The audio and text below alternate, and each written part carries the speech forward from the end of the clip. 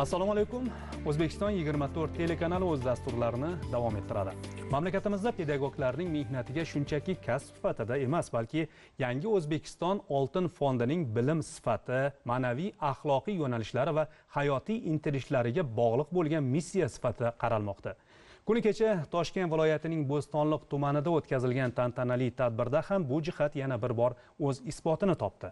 O'qituvchi va murabbiylar kuni munosabati bilan tashkil etilgan marosimda davlatimiz rahbari tashrif buyurdi hamda ustoz pedagoglar bilan muloqot qildi. Tadbirda mamlakatimiz yetakchisi ta'lim-tarbiya tizimida alohida o'rnak ko'rsatgan xodimlardan bir guruhiga davlat mukofotlarini tantanali ravishda topshirdi hamda ta'lim sifatini oshirish, o'qituvchi va murabbiylarni yanada qo'llab-quvvatlash masalalarini muhokama qildi.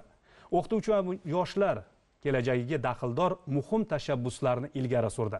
Mazkur suhbatimiz shu mavzuda bo'ladi. Ishtirokchilarimiz bilan tanishtirib o'taman. O'zbekiston Respublikasida xizmat ko'rsatgan xalq ta'limi xodimi, faxriy unvoni sohibasi, Oqdaryo tumanidagi 6-umumiy o'rta ta'lim maktabining biologiya fani o'qituvchisi Lobar Boyqobilova hamda Shuhrat medali sohibi G'uzor tumanidagi 1-politexnikum direktori Eldor Karimov. Assalomu alaykum.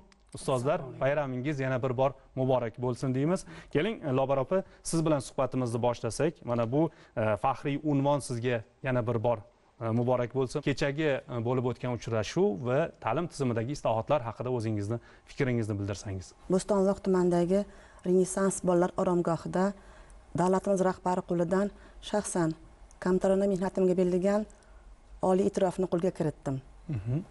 Bu yerda ko'zimga faqat quvonch ko'z yoshlari keldi. Bu mukofot nafaqat e'tirof, balki bu biz pedagoglarni yanada o'z ustimizga ishlashimizga, mana shu ta'limda amalga oshirilayotgan islohotlarni o'z maktabimizga, o'z hududimizga jonlitada yetkazib borishimiz kerak bo'lsa, o'sha yerda biz initiator sifatida ish olib borishimiz kerakligiga zimmamizga katta mas'uliyat qilib yuklab qo'ydi deb o'ylayman. Rahmat. Eldor aka, sizga Shuhrat medali muborak bo'lsin. Marhamat, taassurotlaringiz bilan o'rtoqlashsangiz. Ochig'ini aytsam, prezident farmonlarini o'qiganimda nima qilishni bilmay qoldim. Bir tomondan hayajon, bir tomondan o'zimga, ko'zlarimga ishonmayman. Chunki mehnatlarim hali u darajaga bormagan va kichik mehnatlar edi. Mani Shuhrat medali bilan taqdirlaganlari bu juda katta yutuq bo'ldi. Renessans bolalar oromgohida bo'lgan o'qituvchilarni taqdirlash marosimida ham davlat rahbari medal qalay ekan deb savol berdilar va ochig'i g'urur beryapti bu menga dedim. Yana oldimga maqsad qo'ydilarki, to'xtamasang bu ordenga aylanadi nasib qilsa dedilar. Shuning uchun taassurotni ta'riflab bo'lmaydi.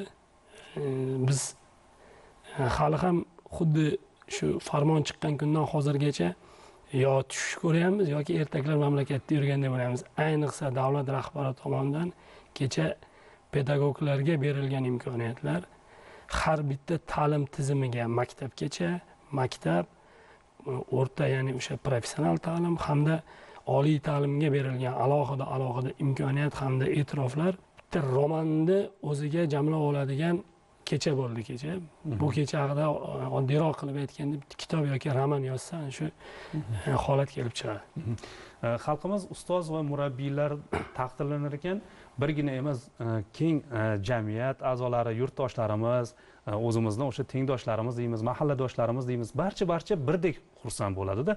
Buni aynan kuni kecha o'sha davlatimiz rahbarini aynan taqdirlanganlarga medallarni, yuksak mukofotlarini topshirar ekan. Shunday fikrlarini men aynan hozir eslab o'tmoqchiman. E'tibor bering. Men ko'plab soha vakillariga unvon, orden va medallar beraman, lekin ustozlar mukofotlanadigan kunni sog'inib kutaman. Ko'ksingizni bezab turgan orden, medallar muborak bo'lsin. Yurtimizda yuksak mukofotlarga munosib fidoyi muallimlar ko'paysin. Mana ezgu tilaklar bilan aynan ushbu mukofotlar topshirildi. Keling, Lobar opa, aynan Samarqand viloyati Oqdaryo tumanida bugungi kunda ta'lim borasida olib borilayotgan islohotlar qanday o'z aksini topyapti va mehnatlaringizni samarasini mana ko'ryapsiz. Qanday mehnatlarni, qanday e'tiroflarni siz alohida ta'kidlagan bo'lardingiz? Bizni tumanda 60 ga yaqin maktablar faoliyat yuritadi. Orasida prezident maktablari, ixtisoslashgan maktablar ham mavjud. bizni umumiy o'rta ta'lim maktabimiz so'nggi 10 yilda kapital ta'mirdan chiqarildi. Yangi o'quv binosi qurib topshirildi. Yana bizda aholi soni ko'paygani uchun yana yaqin kunlarda 8 xonalik o'quv binosi qurilish jadal kechmoqda. Insonni asosan ongini rivojlantiruvchi, uni jamiyatga qo'shuvchi shaxs bu o'qituvchi, muallim deb bilaman. Bizning maktabimiz misolda aytadigan bo'lsam, 1160 ta o'quvchi tahsil oladi. 101 nafar malakali pedagoglar faoliyat yuritadi. Mana shu aytganimdek bo'ya rekonstruksiya qilingan binomizda kimyo, biologiya, fizika xonalari juda mukammal ta'mirdan chiqqan. Oxirgi texnik jihozlar, laboratoriya jihozlar bilan to'liq ta'minlangan. Biz barcha fan o'qituvchilari o'z fanimizni tabiatga bog'lagan holda, laboratoriya mashg'ulotlari bilan birgalikda, asosan yana hayotiy misollar bilan bog'lagan holda o'tishga harakat qilamiz. Lobir opa, keling, mana hozir birgina maktab misolida ushbu jarayonni ko'rib o'tdik, lekin bir jihatga e'tibor qarataylik. Bu ta'lim tizimi nafaqat maktab, balki maktabgacha ta'lim tizimi bilan ham chambarchas bog'liq. Mana e'tibor qaratsak, 2017-yilgacha 4000 dan ortiq mahallalarda hatto bitta bog'cha bo'lmagan ekanda. O'sha maktab o'quvchilari uchun o'rinlarning yetishmasligi. Keling, bugun aynan islohotlarni mana bir necha yil, uzoq bir yillar davomida, 31 yil, bu kam muddat emas, mehnat faoliyatini olib borgansiz. Bugun ushbu erishgan natijalarni taqqoslasak, qanday fikrlar sizni bir o'ylantiradi yoki bir shukronalik fikrlari bilan cho'llaydi? To'g'ri. Bundan 20 yil nafar yosh o'qituvchi edim. Ertalab soat 8 da maktabga oshiqardim. 3 nafar farzandimni qo'ldan yetaklab bobosiniga olib borardim. Chunki bog'cha yo'q edi u payt. Hozirgi kunda esa nevaralarim, nabiralarim bemalol uy bog'chalariga har kuni ertalab transport yordamida olib borilmoqda. 2 nafar kelinim, o'g'illarim pedagog.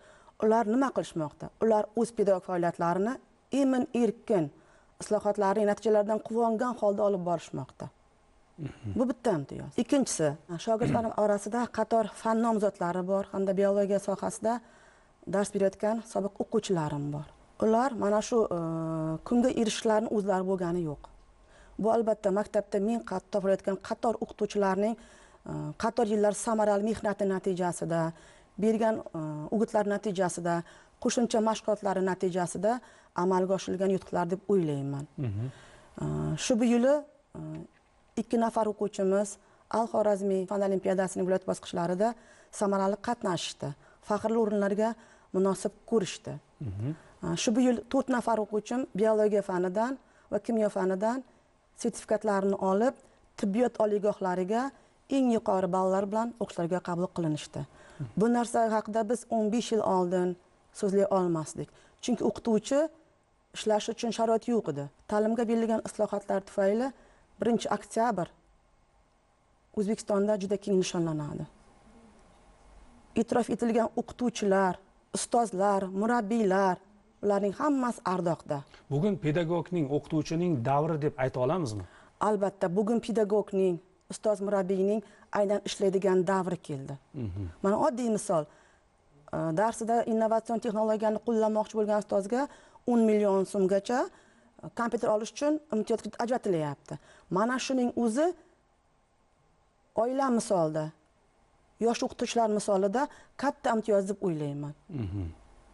O'qituvchilarning o'z fanlarini bilish uchun milliy sertifikatlarga ega bo'lishlari, xalqaro sertifikatlar olishlari yoki mana endi ta'limning 12 yillik sistemaga o'tilishi, maktabgacha ta'limning maktab bilan uzviy bog'lanib ketishi, 1-sinf bolajonlarning tayyorlovga borishlari, bularning hammasi o'qituvchi uchun faqat ishlaydigan, shijoatini ayamaydigan, g'ayratini so'ndirmaydigan zamon keldi deb o'ylayman. Rahmat Lobir opa, aynan bu yillar davomida o'sha fikr bildirishga chog'langan bir pedagogning, aynan bugungi kunlardagi shukrona qilayotgan pedagogning fikrlarini aytib o'tdingiz. Marhamat Eldor aka, siz ham agar bu bo'yicha aynan o'zgarishlar, ta'lim tizimidagi islohotlar deylik, mana G'uzor tumani misolida olib qaraydigan bo'lsak, qanday bir yangiliklarni siz alohida bir g'urur bilan ta'kidlab o'tgan bo'lardingiz? Ta'lim sohasidagi o'sha holatga keladigan bo'lsak, mana bitta G'uzor tumani misolida aytadigan bo'lsak, 2017-yilda G'uzor tumanida 17 ta maktabgacha ta'lim tashkiloti bo'lgan ekan. 2017-yilda. 2025-yilga kelib bu ko'rsatkich 34 tani tashkil etyapti. Davlat ta'lim tashkiloti, maktabgacha ta'lim tashkiloti. Ikkinchisi, ko'rib chiqdim, 2017-yilda birorta ham xususiy bog'cha, oilaviy bog'cha yoki davlat xususiy sherikchiligi asosida ochilgan bog'cha yoki uy bog'chalari, maktabgacha ta'lim muassasalari bo'lmagan. Mana 2025-yilga kelib 235 ta maktabgacha ta'lim muassasalari hamda 5 ta davlat xususiy sherikchiligi asosida ochilgan maktabgacha ta'lim muassasasi bor. 2017-yilda qamrov 25% tashkil etyapti, 17 ta bog'cha bilan. 2025-yilga kelib bu ko'rsatkich 69,8-70% tashkil etyapti. Kecha hisobotlarni solishtirib chiqqanimda davlat rahbarining 9-sentyabrda o'tkazgan ta'limni isloh qilish bo'yicha selektorlardan keyin 2025-yilning yakuniga qadar bu ko'rsatkichni G'uzor tumanida 80% ga oshirish rejasi oldinga qo'yilgan. Ikkinchi masala, G'uzor tumanida biz o'sha davrlarda, biz maktabda o'qigan davrimizda ikkita nomi chiqqan maktab bo'lardi. Birinchisi 68-maktab hozir ixtisoslashtirilgan, aniq fanlarga ixtisoslashtirilgan maktab. Ikkinchisi 77-maktab, bu jahon tillari litseyi deb nomlanadi. Eng achinarlisi, 2017-yildagi hisobotga qaraydigan bo'lsak, ko'rsatkichga qaraydigan bo'lsak, birorta ham sertifikat olgan chet tili o'qituvchisi mavjud bo'lmagan. Vaholanki shunga ixtisoslashtirilgan maktab bo'lgan. Chet tiliga ixtisoslashtirilgan maktab bo'lgan. Birorta ham. Bugungi holat qanday? Bugungi holatda mana 2025-yil holatida 198 ta milliy va xalqaro sertifikatlarga, til sertifikatlariga ega bo'lgan til o'qitman. Buning ichida kimyo yoki biologiya yoki ona tili, matematika fanlarini kiritayotganim yo'q. Bittagina o'sha chet tili faniga e'tibor qaratdim. Birorta ham chet tili fani o'qituvchisida sertifikatlar mavjud bo'ladi. Albatta bu kabi raqamlar islohotlarimizning samarasidan darak beradi. Keling, Eldor aka, siz bilan aynan o'zingizning yo'nalishingiz bo'yicha suhbatlashsak. Kuni kecha davlatimiz rahbari ishtirokida bo'lib o'tgan o'sha o'qituvchilar bilan, murabbiylar bilan uchrashuvda juda katta e'tibor texnikum sohasiga ham e'tibor qaratildi. Mana siz politexnikum direktorisiz. Qanday imtiyozlar, qanday imkoniyatlar taqdim etiladigan bo'ldi? Keling, bu haqida ham fikrlaringizni ma'lum qilsangiz. Kecha davlatimiz rahbari tomonidan texnikumlarga berilgan imkoniyatlarda bitta so'zda aytib o'tdilar. Yangidan kasbiy ta'lim agentligi tashkil etiladi dedilar. Menga so'z berilganda savol berdilar. Qanaqa qaraysan hozir kasbiy ta'limga berilgan imkoniyatlarga, kasbiy ta'lim agentliklariga dedim. Davlat rahbari bu so'zlarni aytayotganlarida hammasini o'zimga konspekt qilib yozib olayotgandim. Imkoniyatlarni ko'rib chiqdim. Imkoniyatlarni ko'rib chiqqandan keyin davlat rahbariga ko'nglimdagi gapni aytdim endi. Muhtaram prezident, agar ruxsat bersangiz, biz buni kasbiy ta'lim agentligi emas, imkoniyatlar agentligi deb nomlasak dedim. Imkoniyatlar agentligi. Yaqin 15-20 yil oralig'ida kasbiy ta'lim tizimiga bu darajada imkoniyat berilmagan. Har yili 100 ga yaqin texnikumlarda xorijiy davlatlarning dasturlari olib kiriladi. Dual ta'limni tashkil qilgan korxonalarga xuddi oliy ta'limga berilgandek 50 milliongacha pul to'lovlari qilib berilishini aytayaptilar. Uchinchisi, kasbiy ta'limda chet tillarini 4 barobarga oshiraman deyaptilar. To'rtinchisi, hamma urg'uni kasb o'rganishga, til o'rganishga beryaptilar. Bu yerda yagona maqsad prezidentimizni davlat rahbari bo'lib ish boshlagan kunlardan hozirgacha bo'lgan yagona maqsadlari aholini kambag'allikdan chiqarish, xavfsiz migratsiya yaratish va migratsiyaga borganlarga xavfsiz ish o'rnini ta'minlab berish. Chet tilini kerakli darajada o'rganadi, kasbni xalqaro mehnat bozori talablariga mos ravishda o'rganadi. Chet davlatga, Germaniyaga yoki Yaponiyaga yoki Koreyaga, rivojlangan mamlakatlarga borganda to'liq yuqori ish haqqiga ega bo'lgan xavfsiz ish bilan ta'minlanadi. Eldor aka, bir jihatga e'tibor qarataylik-da, mana o'sha texnikumlar haqida, kasbiy ta'lim haqida gap ketyapti. Mehnat bozori haqida ma'lumot berdingiz. Xorijda asosan qiziqish 70% atrofida shu texnikum darajali, ya'ni kasbiy ta'limga juda katta e'tibor berilar ekanda. Bizda aksariyat holatlarda bolalarimizni 11 yillikgacha o'qitishga harakat qilamiz yoki oliy ta'limga kirsin, uni salohiyatini baholash chetga surib qo'yamiz. Bugun bo'lsa e'tibor qaratadigan bo'lsak, davlat rahbari maktablarda maslahatchi lavozimini tashkil etib, ularni qiziqish salohiyatini yo'naltirib texnikumlarga yo'naltiraylik. U 11-sinfni bitirganda o'zi qo'lida hunari bo'lsin, daromad topadigan bo'lsin, oilasini yaxshi bir yuqori daromad bilan boqish imkoniyatini ega bo'lsin deyapti. To'g'rimi, yo'qmi? Tadbirda mana maqsadli reja belgilab berildi. 9-sinfda o'quvchilar yakuniy imtihondan o'tkaziladi. Ularni oliy ta'limga kirish imkoniyati bor bo'lgani, salohiyati yetarli bo'lgani maktabga bosishga yo'naltiriladi. Imtihondan o'ta olmaganlar kasb o'rganish uchun texnikum va politexnikumga yo'naltiriladi. Yana bitta maqsadni oldimizga qo'yib berdilar. Oldin maktab o'quvchisi 9-sinfda texnikumga o'qib turib, o'zi o'qib turgan maktabga qaytish imkoniyati bor edi. Lekin 10-sinf yoki 11-sinf o'quvchisi to'g'ridan to'g'ri xohlagan vaqtda texnikumga qabul qilinish imkoniyati yo'q edi. Kecha davlat rahbari aytdilar, 10-sinfda mabodo bola oliy ta'limga kirish imkoniyatiga ko'zi yetmasa, marhamat, uni texnikum qamrab oladi, texnikum kasb o'rgatadi, qo'lida kasbi hunari bo'lsin dedilar. Mana bu holatda ham ochib berdilar. Biz bir narsani his qilishimiz kerak. Butun o'sha rivojlangan mamlakatlar, biz bu iqtisodiyoti yuqori bo'lgan Amerikani olamizmi bugungi kunda yoki Germaniyani olamizmi? Qaysi davlatni oladigan bo'lsak, 70% aholi o'rta bo'g'in kasbga muhtoj. O'rta bo'g'in kasbiga biz buni tan olishimiz kerak. Chunki rivojlangan mamlakatlarda ham aksar holatlarda oliy ma'lumotli kadrlarga ehtiyoj bor. Aynan Germaniya bilan hamkorlik doirasida ta'kidlab ma'lumotlar berdingiz. Men qisqa javob berishingizni istardim. Bizning mutaxassislarimizga, o'sha politexnikumda ma'lumot olgan, hunar o'rgangan yoshlarimizga Yevropadagilarning qiziqishi qanday?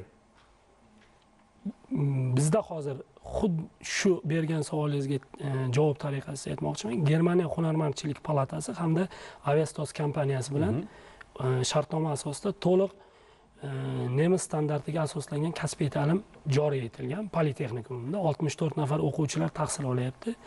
35 nafari muddatdan oldin xalqaro mehnat bozoriga tayyor. Ularni endi Germaniyaga olib borib, Ausbildung asosida o'qitib, 1,5 yil mobaynida yana qo'shimcha o'qitiladi. 1,5 yil mobaynida ularga o'rtacha 2000-3000 dollar atrofida ish haqi to'lab turiladi. To'laqonli 1,5 yilni tamomlab mehnat bozoriga to'liq tayyor bo'lgandan keyin yirik tashkilotlarni o'quvchini o'zi tanlaydi. Xohlaganini tanlab oladi. Hozir necha yoshli bolalar haqida gap ketyapti? Mana shuncha daromad. 17-18 yoshlar bolalar. Qarang, Lobar opa. Bu imkoniyat emasmi bular? Albatta. Yuqorida siz o'qituvchining davri keldi deb aytdingizda. Keling, kechagi yig'ilishdan kelib chiqib, o'qituvchi pedagoglar uchun taqdim etilayotgan imtiyoz imkoniyatlar haqida bir eslab o'tsak. Qaysi imkoniyatlar esingizda qoldi yoki qaysi imkoniyatlardan siz eshitib juda xursand bo'ldingiz? Imtiyozlardan bittasi bu o'qituvchining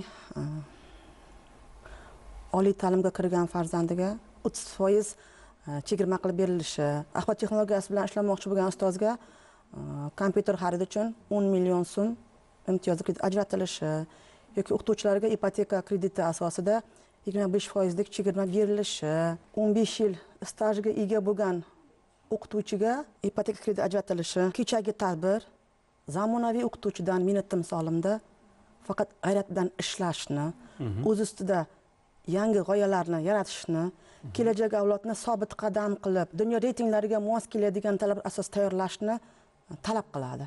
Buning uchun men tayyorman, o'z kuch-qudratim, shijoatimni ayamayman. Xulosa, bugungi odilona siyosat shu narsani ko'rsatyapti. Hozirda muhtaram yurtboshimiz boshchiliklarida O'zbekistonda prezident maktablari, Xorazmiy maktablari, Al-Xorazmiy maktablari, Temurbeklar maktablari va o'zlari tubdan isloh qilib bergan va yanada qo'shimcha imkoniyat berayotganlari texnikumlarda yuzlab, minglab yoshlar tahsil olishmoqda. biz bitta narsaga ishonaman, yaqin kelajakda, tez orada bu maktablardan xorazmiylar yetishib chiqadi, bu maktablardan buxoriylar yetishib chiqadi, bu maktablardan temuriylar yetishib chiqadi va yangi O'zbekistonning yoshlari dunyo tarixida yangidan tarix yozishadi. Bugungi islohotning samarasi yaqin kelajakda shu narsani berishiga aminman. Rahmat fikr mulohazalari uchun. Biz ham sizlarni mashaqqatli va zahmatli mehnatlaringizga zafarlar tilab qolamiz va aynan davlatimiz rahbari aytganlaridek yurtimizda yuksak mukofotlarga munosib fidoyi muallimlar soni ko'payaversin. Qadrli teletomoshabinlar, bu Studiya 24 dasturi edi. E'tiboringiz uchun rahmat. Salomat bo'ling.